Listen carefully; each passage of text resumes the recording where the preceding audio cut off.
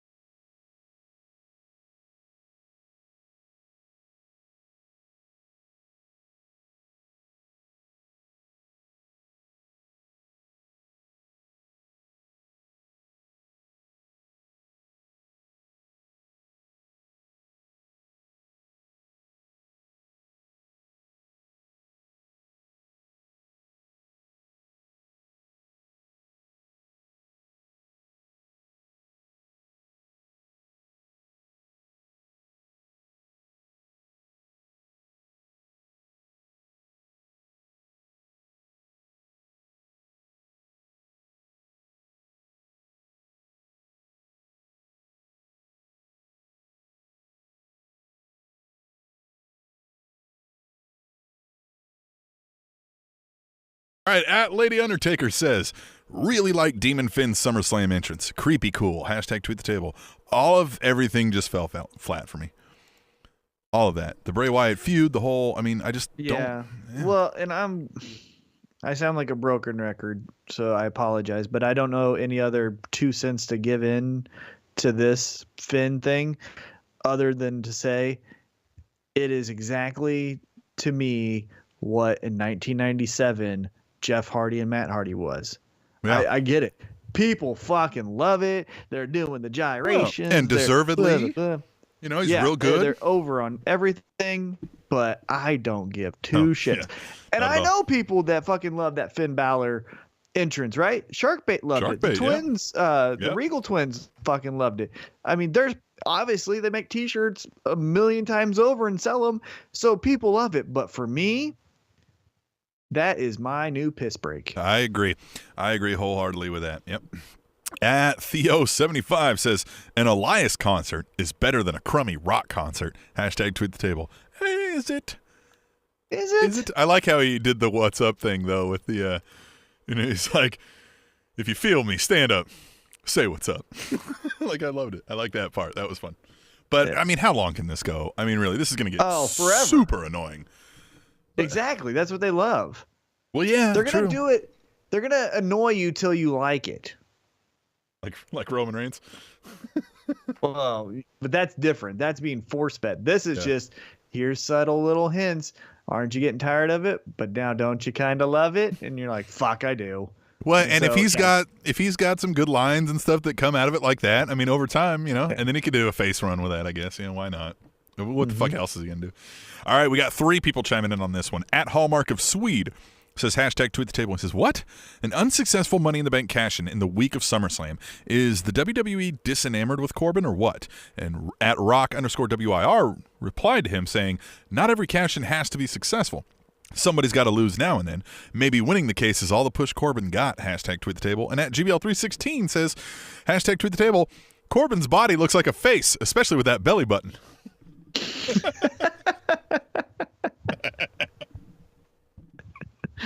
Like how we went from serious to even more serious here. Yeah, man. I had heard about that he had been souring, or opinions had been souring of him. But you never know what that is. That's all conjecture.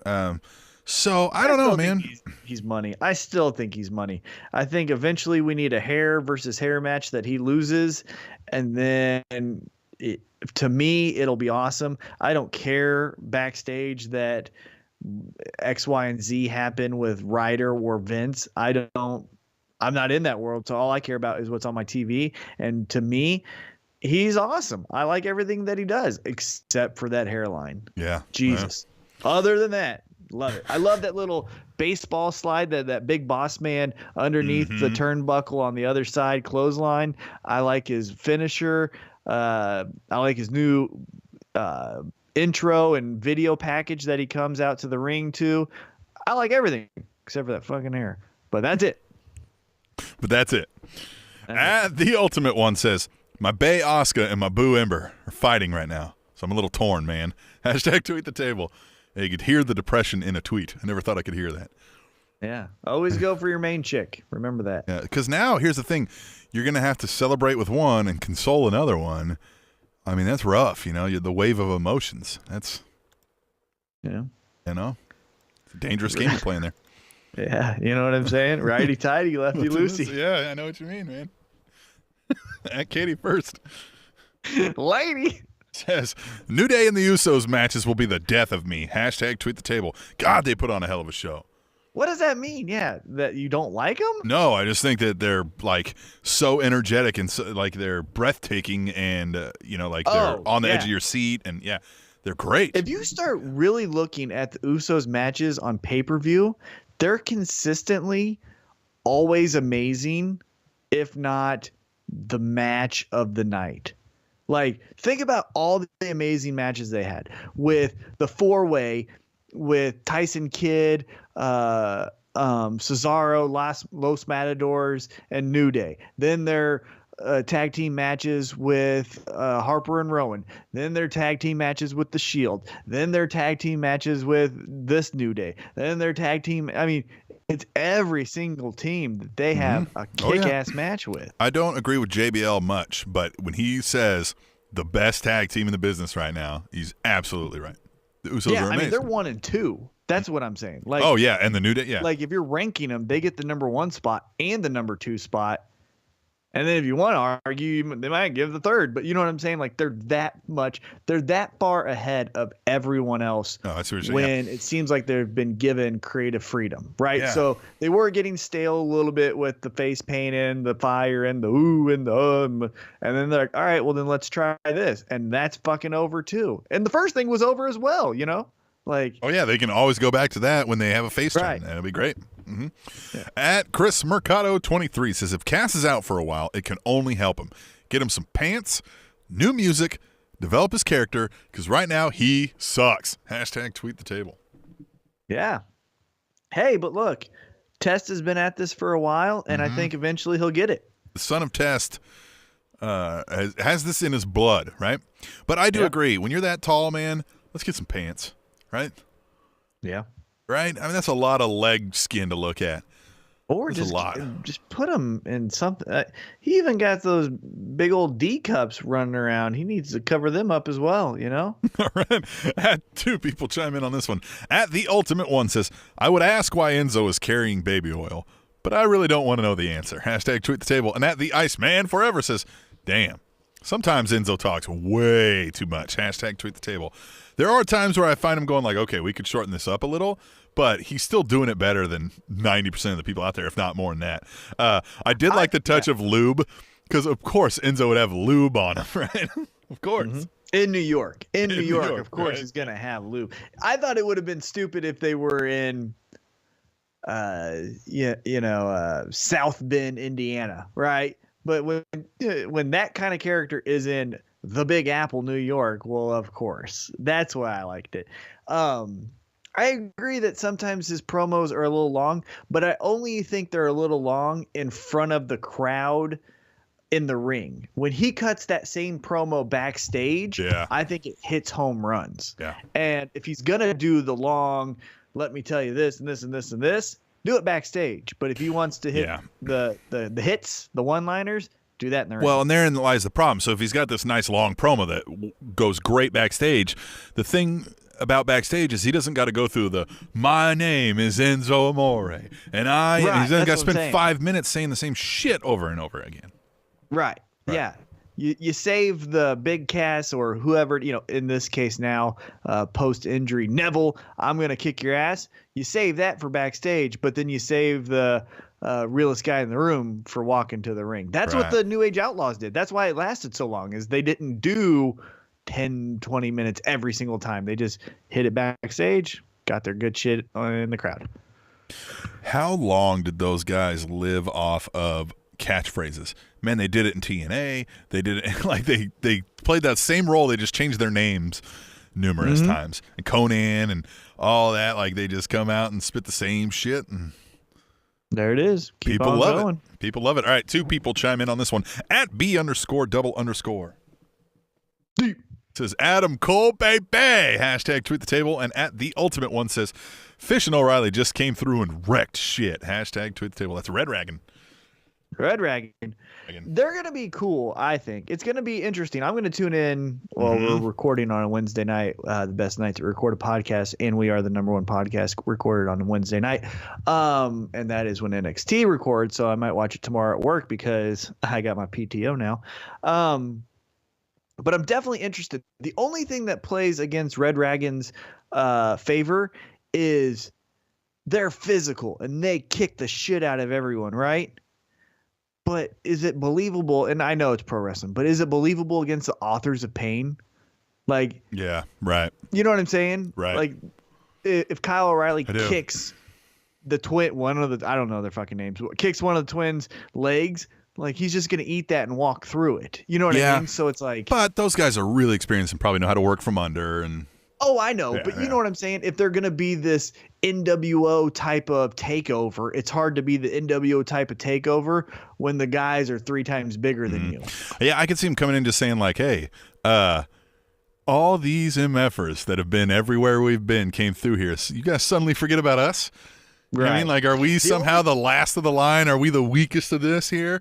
Bullshit. We're going to show you we're not, right? Right. The only thing that was eye-catching for me and Adam Cole and the other two's debut is how tiny they are compared to the Land of the Monsters. Like Drew McIntyre looked like he could fuck them all up. Yeah, you know? Of course. Yeah, that's, I mean, WWE's done real good about getting people past those perceivable differences, but man. Like Adam Cole instantly, for as tiny as he appeared on that NXT TakeOver, my mind instantly went to 205 Live. Yeah. Wouldn't he be great there? Right. Well, and to some extent, man, like if you're not, I don't envision anytime soon that you're going to see Fish and O'Reilly winning any singles heavyweight championships in WWE, right? So why aren't they on 205 Live? Now, obviously, they're a tag team, so you could run them through a tag team division, but you also have 205 Live when one of them is injured or something, because they're not as oversized and mismatched, and where it's just, I mean, are we going to see Kyle O'Reilly versus Drew Drew McIntyre? Like, man, that's going to be really hard to look past. Right. And 205 Live gives you more room. It's an extra hour, so you can tell your fun match. And let's be honest, let's do some things, because the Cedric Alexanders, the Rich Swans, the Ali guys, they're Drew Gulaks. Fire them and replace them with Adam Cole, Kyle O'Reilly, Enzo. Replace them with the good guys you have, and stop taking chances on guys that are just drowning. Here's where I think 205 Live would be better, right? So you've got NXT, and that's like the super indie, right? We'll call that the super indie, right? Make your 205 Live less a cruiserweight and make it more like an ROH, right? Let's get it a little more gritty, little less production, but it's those type of guys. So it's not all about the flips and shit, but they still do that style of like where Jim Ross will tell them to slow down, right? And sell a little. Well, you know what I mean? So let's make it that. Like, I would much rather watch it that. Use your underutilized guys and get them over there, so that then it's an easy transition for an Adam Cole to have a match with Seth Rollins. Yeah. All right, we'll move on. At MetaBoard2 says, happy with SummerSlam. Natty showed she's been great for a decade, and Jinder keeps the bonga going. That shit's my jam. # tweet the table. Great for a decade. You were wrong. You were wrong. For a decade.